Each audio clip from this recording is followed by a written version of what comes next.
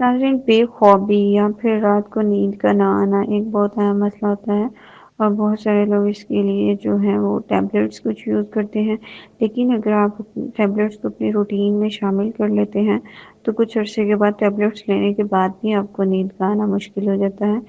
تو اس چیز سے بچنے کے لیے، اور جو ٹیبلٹس آپ لیتے ہیں ان کے سائیڈ ایفیکٹس بھی کافی ڈینجرس ہوتے ہیں،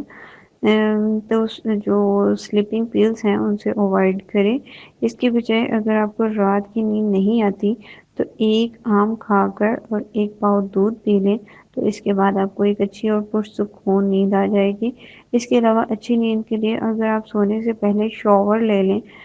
تو اس سے بھی آپ کی نیند میں اضافہ ہو جائے گا۔ اس کے علاوہ اگر آپ اپنے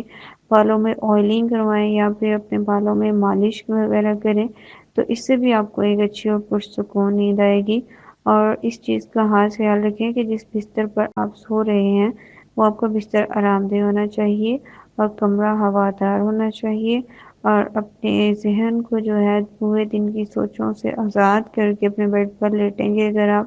اور اچھی اور پازیٹیو تھنکنگ کے ساتھ اگر اپنے بیڈ پر جائیں گے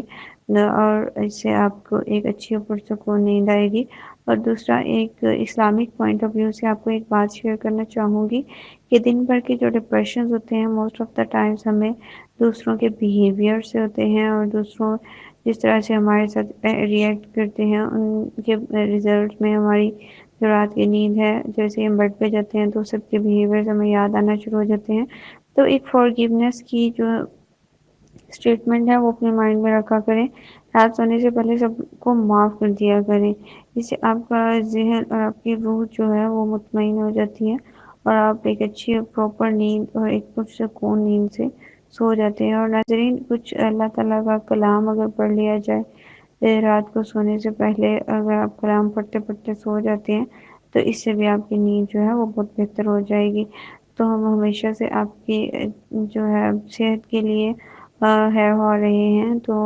ناظرین ہمارا جو چینل ہے آپ کے لیے ایسی ہی اچھی ویڈیوز لے کر آتا رہے گا انشاءاللہ۔ شکریہ، اللہ حافظ۔